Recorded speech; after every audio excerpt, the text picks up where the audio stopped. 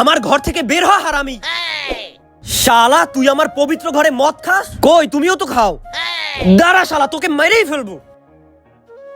আবে শালা, এই কাইল্লে বুড়া বাপটা তো আমাকে ঠিকভাবে বাঁচতেই দিবে না।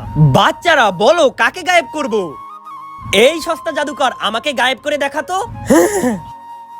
হিং সুং ফুং লাং ফাং ফাং ফা। আরে আরে কোথায় নিয়ে যাচ্ছিস? আরে বাবা কথা বইলো না, চলো তুমি।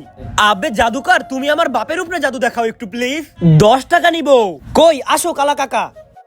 ইয়াং ফাং লাং ফাং তু। আরে আমার কালা বাপ গায়েব হয়ে গেছে। Yes yes yes. এই আমার টাকা দিয়ে যাও। আবে শালা, বুড়ো বাপটাকে তো গায়েব করছি, এবার হবে আসল মজা। ইয়েস। টান তা তাতি তাতি টান।